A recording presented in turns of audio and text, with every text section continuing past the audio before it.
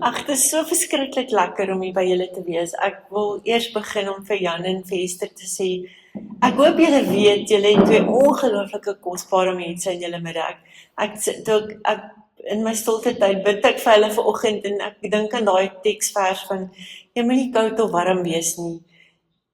Koud of lou wees, nie, jy moet warm wees. En dit is my ervaring van hulle beide, is daar so passie en so liefde en so warmte en 'n absolute toegewydheid. En dis nie iets wat mense sommer net vanselfsprekend aanvaar nie, so van my kant af vir julle twee, dis 'n voorreg om bietjie terug in julle huis en julle hart te wees. Dankie dat julle ons met soveel liefde ontvang.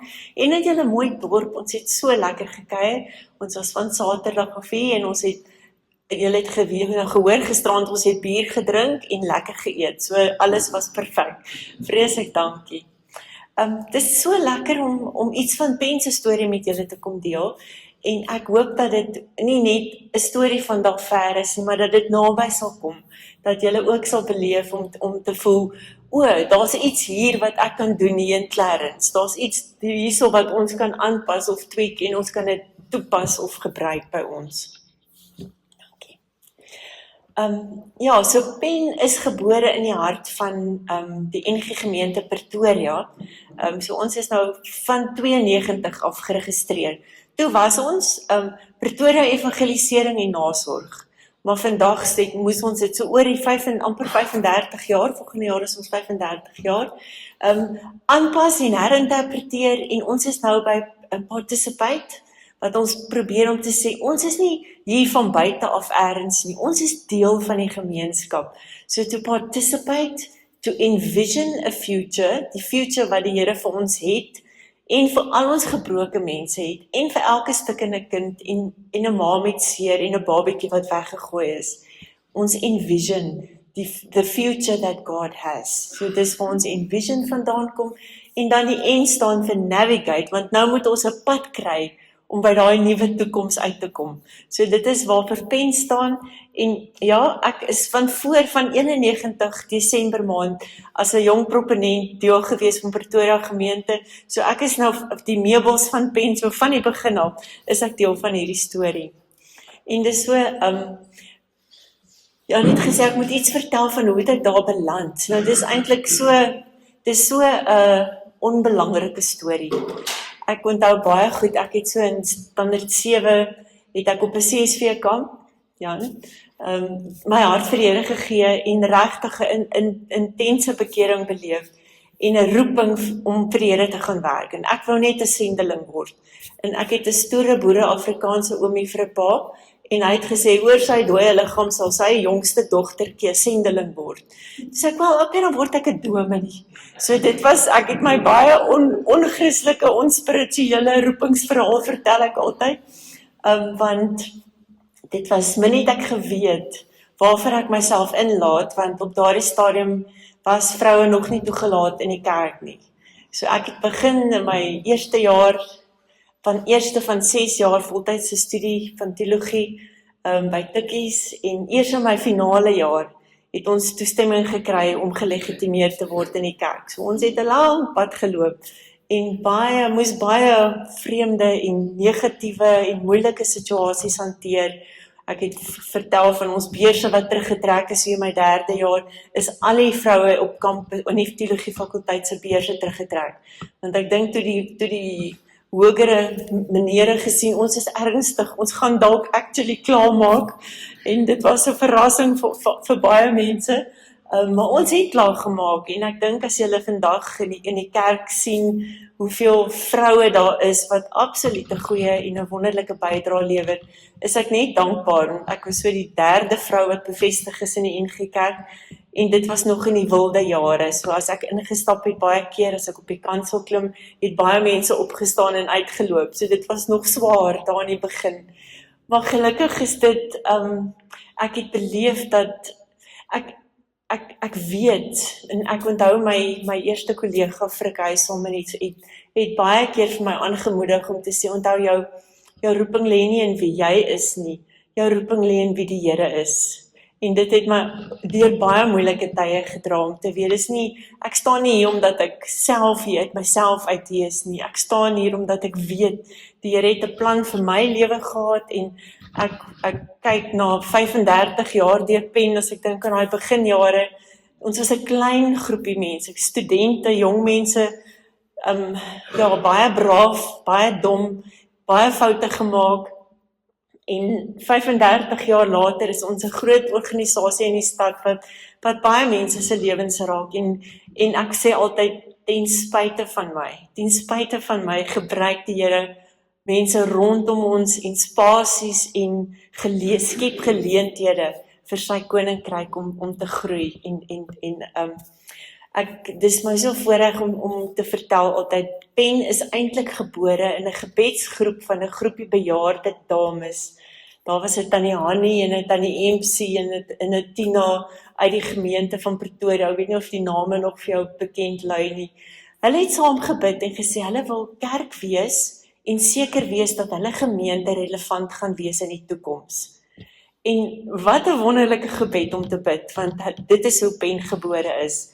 Met 'n visie van bejaarde dames wat saam gebid het en gesê het, in hierdie moeilike veranderende konteks van die middestad van Pretoria, wil ons weet dat ons gemeente relevant gaan wees.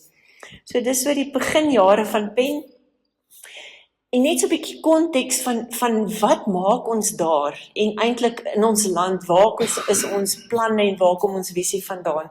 So net in Pretoria, wat die stad is met die meeste mense wat op straat lewe, 5000 mense wat in Pretoria alleen op straat lewe. Nou ek is nie seker, ek dink nie julle het straatmense noodwendig in Clarence nie, maar dink bietjie aan die gesigte van homelessness. Daar's iets soos 15 verskillende gesigte van homeless mense wat ver bly, wat moet inreis en slaap oor ergens op straat, werk op 'n ander plek. Ons sien trekarbeiders, daar's soveel verskillende mense met geestesgesondheidsuitdagings wat deur mekaar is en nie altyd weet waar hulle is nie. So daar's soveel verskillende gesigte van mense wat op straat is. 'n Statistiek wat my baie laat wakker lê in die nag, is dat 80% van ons graad 4's wat in die laagste inkomste groep in Suid-Afrika is, verstaan nie wat hulle lees nie. So dink nou, wat is die impak daarvan op kinders wat nou in die skoolsisteem ingesit is, wat geforseer word, hulle moet leer, van graad 4 en daarna word aanvaar, jy kan lees en jy verstaan wat jy lees. En dit is hoe ons opeindig met kinders wat uitval uit ons statistiek rondom, ek dink ek het dit daar genoem, meer as 50% kinders wat in graad 1 begin, val uit, wat nie by matriek uitkom nie. En dan nog een belangrike iets wat ons by Pen baie wakker hou, is die feit dat voeding, hoe belangrik is voeding in ons land? As jy 'n bietjie in die media gelees het onlangs, sal jy sien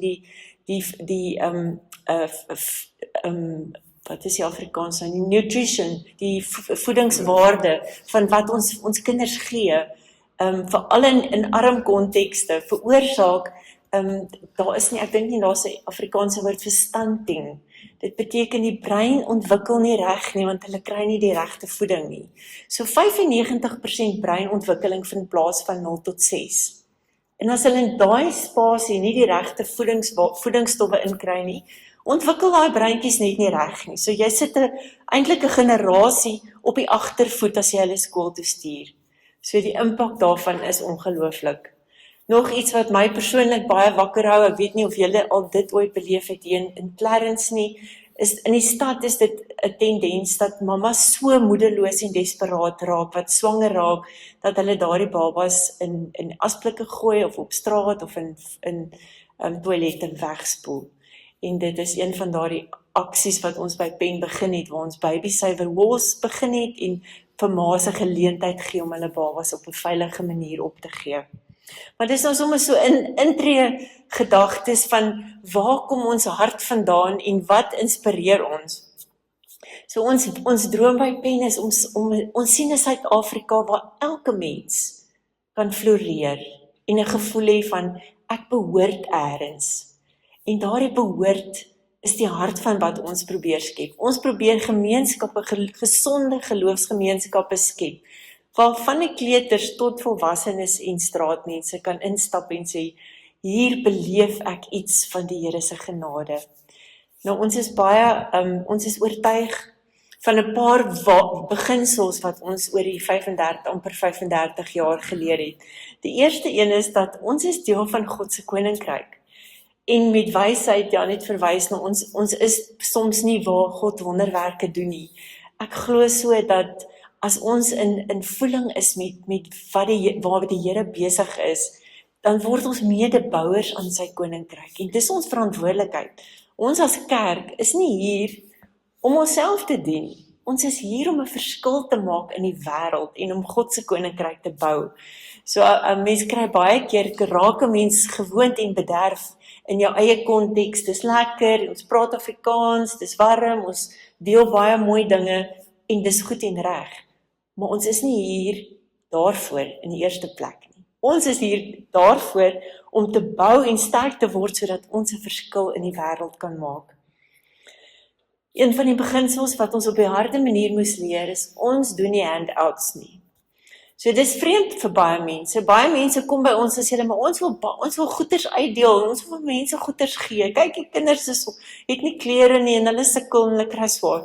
En dis waar. Maar by ons het ons vroeg geleer dat as ons iemand kan help om vir hulle self met waardigheid, ek dink ons het gisterand ook die woord waardigheid baie gehoor. Om mense met waardigheid te bedien, maak die wêreld se verskil. As 'n kind kan voel, ek het hard gewerk en ek het dit vir myself gedoen en ek het self die reg verdien om 'n toekoms oop te breek, beteken baie meer as wat ons vir hulle alles gee. Hulle leer nooit om daai volhoubaarheid en die veerkragtigheid, is die mooi Afrikaans vir resilience, nie, om daai veerkragtigheid in jouself te vind, om te sê, ek kan vir myself sorg. So daarvoor het ons 'n program met die naam Pendula. Dit werk op die beginsel van, niemand kry handouts nie, so as jy bywoon, as jy deelneem, as jy wys jy het 'n mooi gesindheid, verdien jy punte. Daai punte word op 'n regte bankkaartjie gelaai en ons kinders kan dan een keer 'n maand by ons pop-up winkel instap en hulle kan koop wat hulle nodig het. So hulle besluit self, het ek skoolskoene nodig of het ek lekkers nodig of een van ons hartroerende stories is waar ons winkel gehad het en so 7-jarige seentjie stap in en hy koop sanitêre doekies met sy punte. En ons personeel stap so na hom toe en sê, joh, weet jy wat is hierdie? Ja, sê hy weet presies wat dit is. Hy sê hy koop dit vir sy mamma, want sy mamma kry so swaar. So en skielik is hy nie net 'n 7-jarige seentjie nie, hy is iemand wat vir iemand anders sorg. En dit is wat ons bedoel met geloofsgemeenskap. Ons word deel van mense wat sterk word en opbou om 'n verskil te kan maak. Ons probeer wat ons doen ordentlik doen. Daar's niks wat my so irriteer as Christen organisasies wat goed pateties doen nie. Ek hou niks daarvan nie, dit maak my kwaad. Ons is juis, as ons deel is van die Here se koninkryk, beteken dit mos, ons het toegang tot die beste van alles. En daar's geen verskoning om met swak kwaliteit en flou vertonings en swak diens tevrede te wees nie. Kom ons help mekaar om ook met 'n gesindheid van die Here gee vir ons die beste. Ons is die room in sy koninkryk en ons het die voorreg om in sy koninkryk te werk. So kom ons doen dit ordentlik. Nog 'n woord wat ons van vroeg af gekies het by Pen is ons werk holisties. So dis vir ons belangrik om kinders kos te gee, om te weet hulle eet, hulle het geestelike versorging, hulle het fisiese versorging, emosionele versorging. So waar ons ook al kom met watter programme, probeer ons 'n holistiese program ontwikkel. Ons het begin uit die NG Kerk, maar op die oomblik is Pen 'n program wat met almal werk vanuit verskillende kerkagtergronde. Ons personeel is van baie verskillende kerkdenominasies. En ja, die laaste punt is gesonde geloofsgemeenskappe wat ek genoem het. So een van ons bene by PEN is, ons noem dit mission support. Nou dis nou daai vervelige, die papierwerk en die finansies en die HR en al daai, maar ons span is 111 voltydse personeel en ons het so 25 jong mense wat internskappe by ons kom doen en dan het ons so 27 mense wat soort van op 'n permanente basis vrywillige werk by ons doen. So dis 'n groot span en ons het 'n wonderlike administratiewe span wat ons help. Om daardie werk van ons alles klaar te maak en te doen elke maand, vra ons ons begroting per jaar is so 23 miljoen rand wat ons nodig het. En toe laas jaar het ons 27 uitgegee, so ons is ook nie baie goed met ons somme nie. Maar maar die Here is baie goed vir ons, so ten spyte van dis harde werk om ons organisasie goed te laat doen en wat ons doen goed te doen. Maar ons is geseënd met wonderlike mense soos Willem wat deel is van ons span wat konstant dink oor volhoubaarheid en kreatief is rondom volhoubaarheid. Julle is geseënd met wonderlike fasiliteite. Ek dink dis iets wat ons gou ontdek het. Fasiliteite bring eintlik vir jou soveel geleenthede om kreatief te wees, om inkomste te genereer en ja, ek is beïndruk met hoe julle reeds deel word van die kunstefees en julle spasies oopmaak. Ek dink daar's baie geleenthede rondom dit. So ons inkomstebronne sal julle sien, ons moes geboue verkoop, so ons het beleggings, ons administratiewe uitgawes, ek is nou by, waar is ek nou by uitgawes, ekskuus, dankie. My eie notas, ons verhuur geboue, maar die geboue bring ook vir ons inkomste en dan ons programuitgawes en vanselfsprekend is ons grootste blok uitgawes personeel om 'n voltydse span van 320 te versorg, vat nogal lank. So ons inkomstebronne kom uit gemeentes uit groot organisasies wat ons ondersteun, besighede en van die inkomste wat ons dan self genereer. So die eerste program wat ek vinnig met julle wil net verduidelik wat ons doen is ons mense wat dakloos is. So ons verwoord om te sê ons wil mense help om hulle te transformeer van weerloosheid na toegeruste, bemagtigde en herstelde mense. So julle kan nou dink as jy al ooit eers met mense gewerk het wat huisloos is, dis 'n mondvol om dit reg te kry. Dit vat lank. Ons mense is baie keer baie gebroke, baie moedeloos en sonder planne. So 'n groot deel van wat ons doen is uitreikwerk. So in die parke en onder die brûe het ons spanne wat uitgaan, verhoudings bou met mense. Julle sal sien ons het laas jaar 1100 mans en vroue bereik met ons uitreikprogram.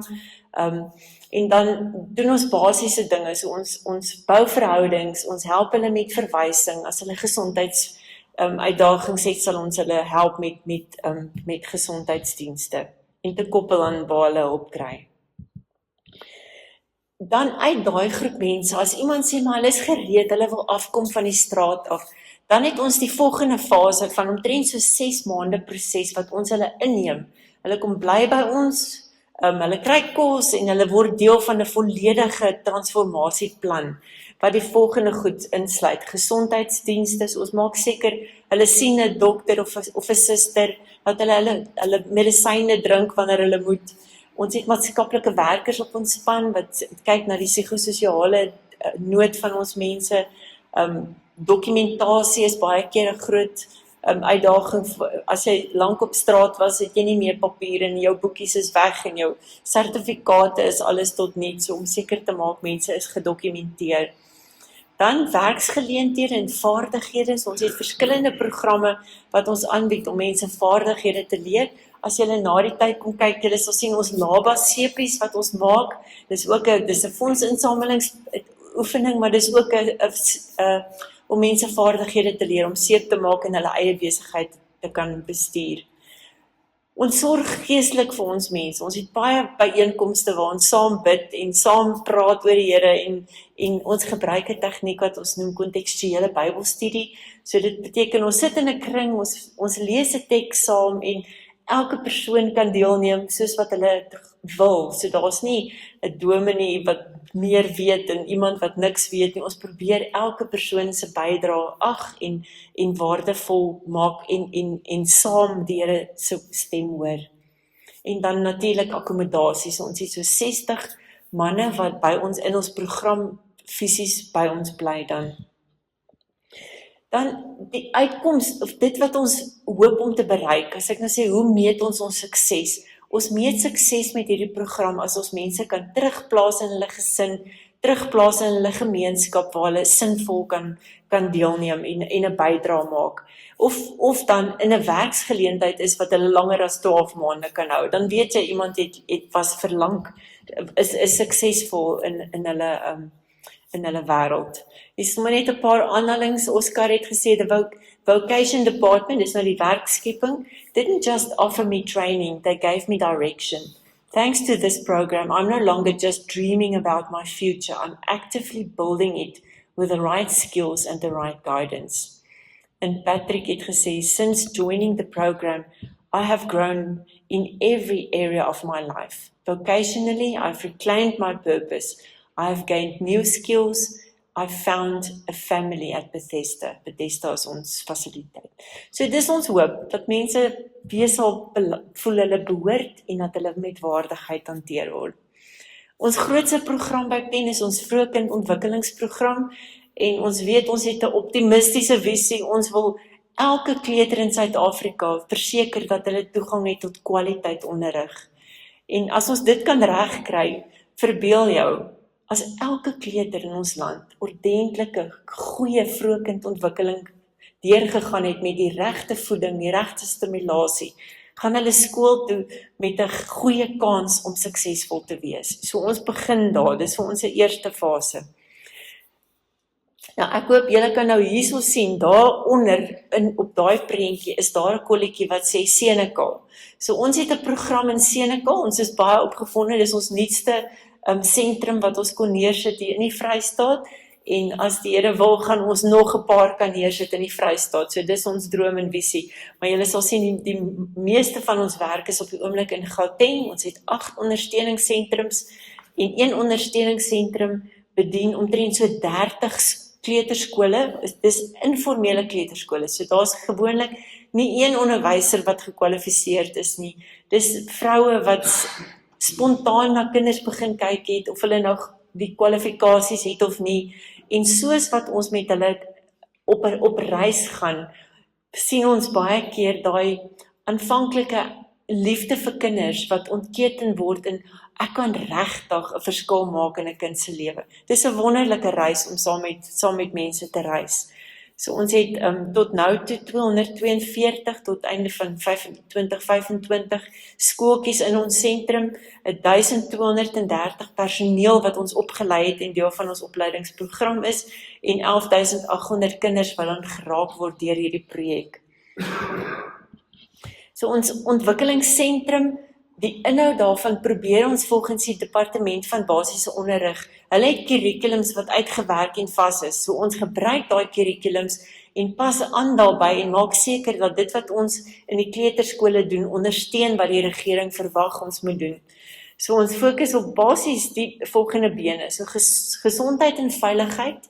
So as jy dink aan 'n township shack ernstig, 'n mamma met kookwater en potte op die stoof, daar's baie risiko's.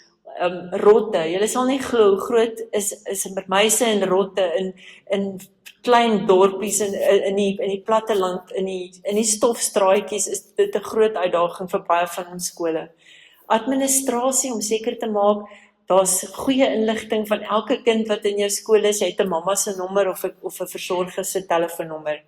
En dan natuurlik kwaliteit onderrig, dit is waarvoor ons daar is. Ons gebruik dieselfde beginsels van ons pendula, so ons skole word geëvalueer, ons kyk op watter vlak is hulle, en dan werk ons saam met hulle 'n persoonlike ontwikkelingsplan uit vir die juffrou, vir die eienaar van die skool en vir die skool as 'n geheel. So daar word vreeslik baie gemeet en getoets en teruggegaan en gekyk, het ons gevorder, het ons beter gevaar as wat ons laas jaar gedoen het.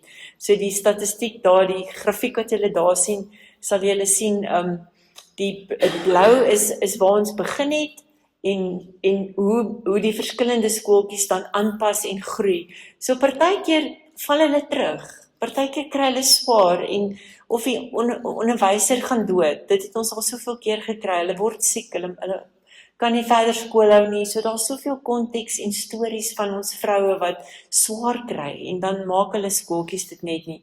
Maar daar's ook baie goeie verhale van skole wat dit wel maak. So as ek praat van ons opleiding, so ons het ons praktisyns, ons noem hulle nie onderwysers nie, want hulle is nie gekwalifiseerd nie, so die mense wat in die skooltjies werk, ons spandeer baie tyd, vat hulle by die hand, leer hulle, baie van daai dames weet nie eens hoe om met 'n skertjie 'n sirkel uit te knip nie, en dan is sy verantwoordelik om vir kinders onderrig te gee. So ons begin met haar, en met haar storie, en fokus op wat sy nodig het. So,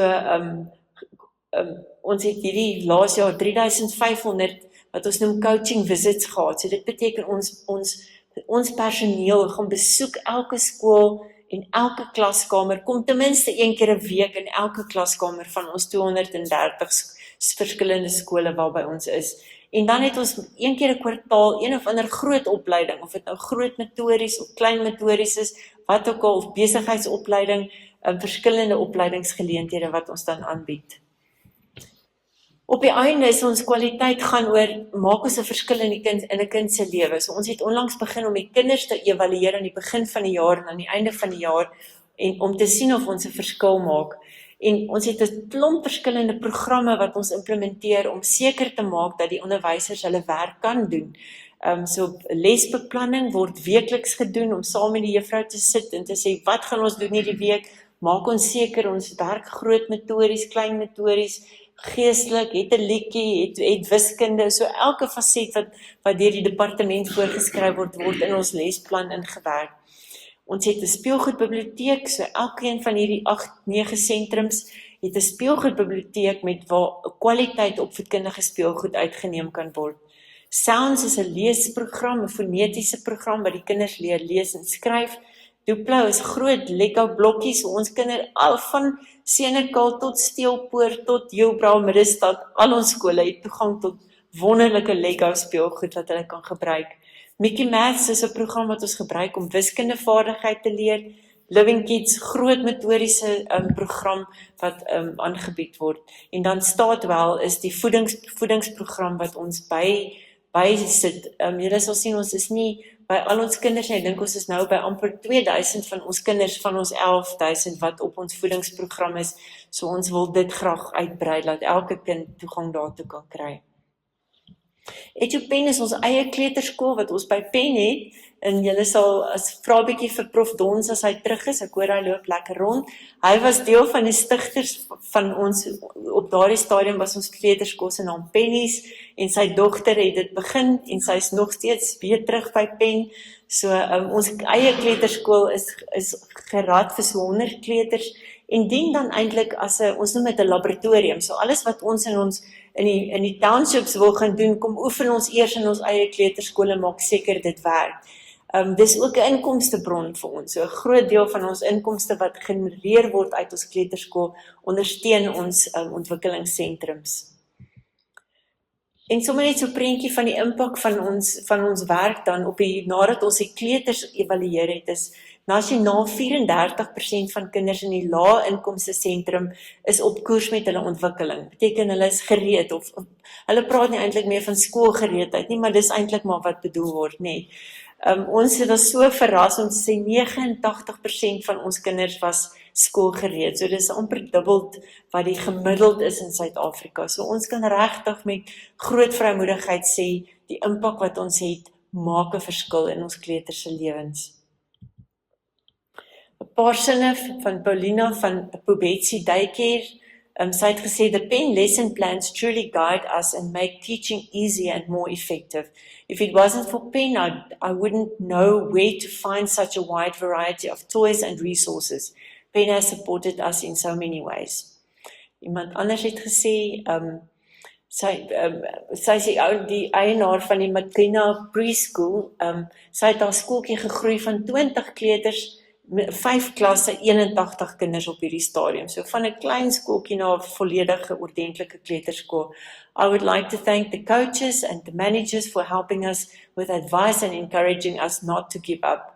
Matinka Preschool is still standing strong and is proof of patience of patience is a virtue.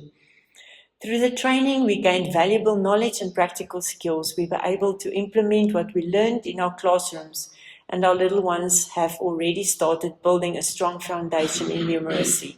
Dis waar ons die Mickey Mouse program geïmplementeer het.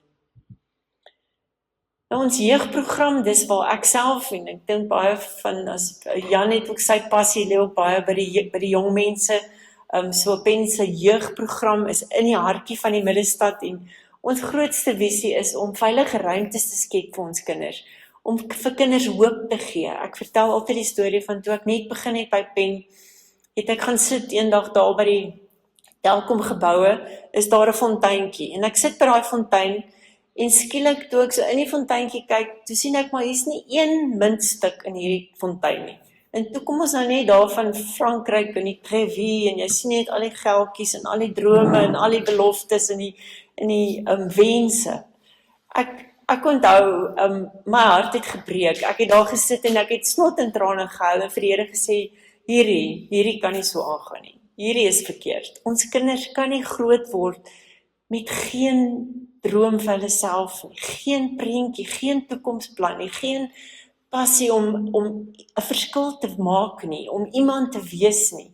En ek dink dit is waar 'n groot deel van Pense jeugprogramme is gebore by daai traneplas langs die fontein waar ek net saam met die Here gesê het, hierdie is nie aan nie, ons moet 'n verskil maak. En ek was so geïnspireerd vandag om julle program te besoek. Daar's hoop. 'n Kind, as ons vir 'n kind iets kan gee, is dit hoop. En dis die grootste geskenk wat die kerk het. Dis ons grootste skatkis wat ons het om uit te deel, is hoop. En dit is wat ons probeer bereik met ons kinders. So ons het 225 laerskoolkinders, 125 hoërskoolkinders in ons program, oor 100 jong volwassenes, en dan doen ons ook skooluitreike in die middestad. Ons gee vir ons kinders 'n klomp ete, so as hulle instap, kry hulle kos, en ons werk dan met hulle, hoofsaaklik met geletterdheid en wiskunde. Dis die 2 vakke wat al ons kinders die meeste mee sukkel. So ons laerskoolleerders, so akademiese hulp is 'n groot fokus van wat ons met die jong mense doen. Die jong volwassenes werk ons met wat ons noem job readiness, nê. So om hulle voor te berei om in 'n werk te gaan staan. Ek weet nie of julle al baie met kinders te doen gehad het wat byvoorbeeld in 'n township groot geword het nie. Hulle weet net nie altyd wat is ordentlik nie. Hoe groet ek mense? Hoe trek ek mooi aan? Hoe daag ek op by 'n werk om betyds te wees? Basiese dinge wat vir ons kinders leer, word baie keer nie vir ons kinders in die arm konteks. Hulle weet dit net, en jy weet nie wat jy nie weet nie. So ons werk baie hard aan, vat ons jong mense, leer hulle die basiese dinge wat hulle nodig het om suksesvol in 'n werkskonteks te wees. So ja, akademie, om seker te maak dat hulle toegang het tot kwaliteit onderrig en materiaal. Ek kan vir julle besig hou met hoe gebroke ons skoolsisteme is. Daar's 5, ek het nog laas jaar gesê 40, 50 kinders in 'n klas. Ons is nou by 50, 60 kinders in 'n klaskamer. Dit is 'n onmoontlikheid om kinders wat sukkel, kinders wat nie die regte agtergrond het nie, om hulle te help om goed te doen in 'n skool. Ek het die wêreldse respek vir ons onderwysers, maar hulle het ons hulp nodig. Ons kan nie net terugstaan en sê, ag, dis die regering se probleem nie. Ek dink ons het wonderlike mense, en mense is omtrent die grootste geskenk wat ons het om by te dra tot ons plaaslike skole en te sien hoe kan ons help en ondersteun. So ons laerskoolkinders het ons 'n beduidende verbetering opgetel met hulle Engels, want taal is 'n groot, ons kinders in die middestad, Engels is omtrent hulle 5de taal. Baie van hulle kom uit ander Afrika lande, en Afrikaans is een van ons skoolvakke in Sunnyside. So verbeel jy nou, jy kom uit Burundi uit, jy kan omtrent nie 'n woord Engels praat nie, nou moet jy Afrikaans ook nog leer, dit is baie moeilik, hulle kry baie swaar. Ons hoërskoolkinders, ons fokus baie op die matrikulante, op eksamentyd kom trek die hele groep matrikulante fisies in ons gebou in. Ons kerksaal word 'n slaapkamer, matrasse en hulle kom bly by ons. So hulle eet ordentlik, hulle het 'n lig om by te leer en mense wat hulle help met hulle studie.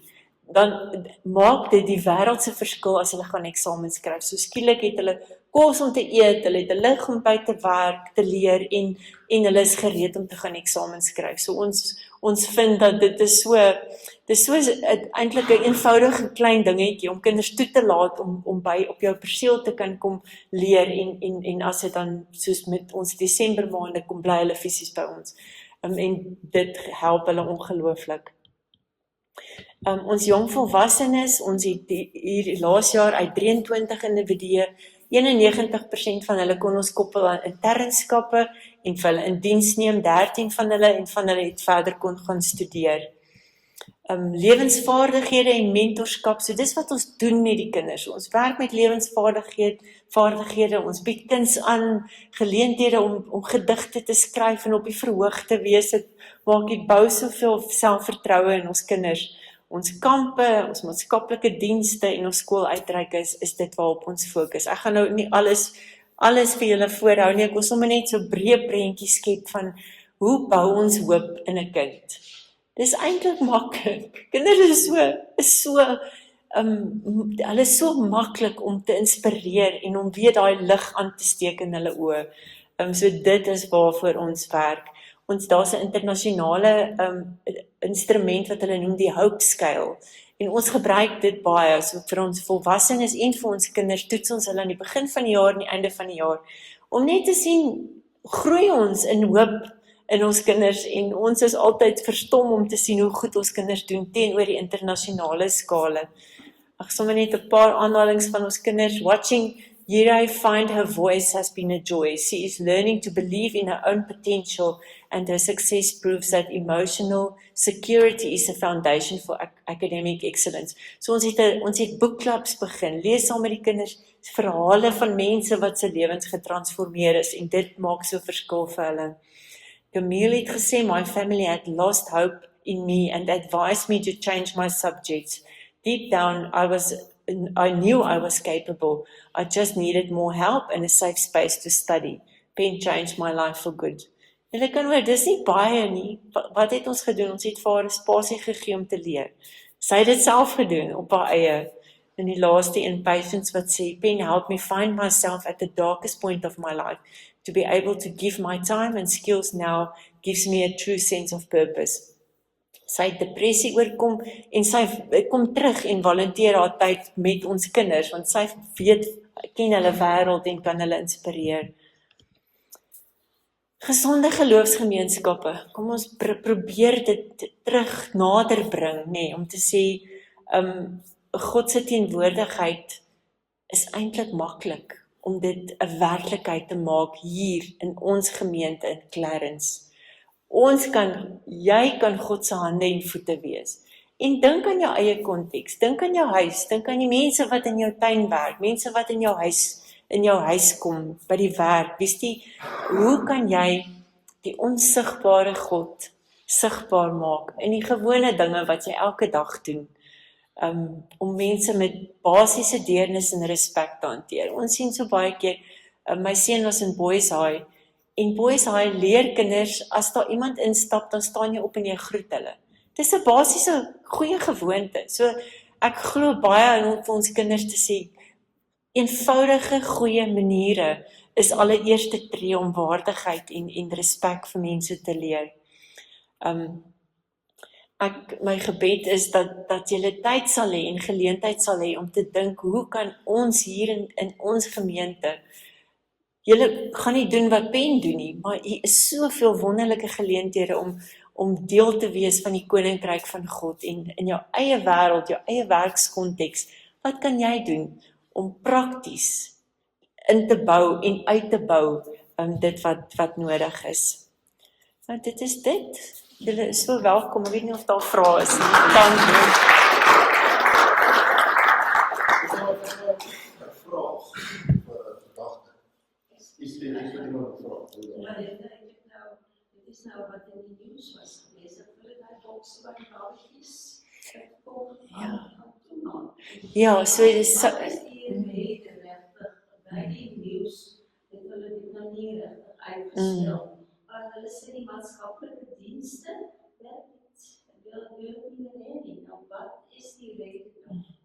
Ja. Die vraag is rondom die vraag. Ja, so die vraag is rondom die bababokse, die maatskaplike social development het besluit dat hulle wil al die bababokse, dis 'n baba reddingsboks, wat ek net gou verduidelik. So dis 'n boks en 'n mamma kan maak die boks oop, sit die babatjie in die boks, maak hom toe, dan sluit daai boks. Dan gaan daar alarms af op ons almal se fone. Ons kan onmiddellik sien, is dit 'n babatjie, of partykeer sit die mense sommer klere of donasies in, maar dan kan ons onmiddellik sien, is dit 'n baba en in watter kondisie is die baba? Is hy siek, lyk hy of hy mediese krisis het? Dan sal ons binne minute, is daar iemand dan wat op die perseel woon, so dis een van ons voorwaardes, ons het altyd 24 uur iemand wat op die perseel woon, wat dan die babatjies ontvang, en of hulle dan mediese hulp nodig het, of dan ingeneem word in die sisteem om aangeneem te word. So social development se teenargumente is, hulle voel dit moedig child trafficking aan, wat eintlik totaal dom is, dit is nie waar nie, en hulle voel ons gee vir mense die geleentheid om op 'n onverantwoordelike manier hulle kinders op te gee. Maar ons het al soveel keer gesien, as 'n ma so desperaat is, sy gaan liewerster daai baba op 'n onveilige manier laat gaan. Hierdie is 'n veilige manier en dit gee vir haar opsies om tog op 'n verantwoordelike manier haar babatjie op te gee. So ja, ons is nou by die saak is by die Hooggeregshof, so as julle iets soek om vir te bid, is definitief bid asseblief dat ons 'n gunstige uitspraak sal kry om lewens te red, want op die einde is dit waaroor dit gaan.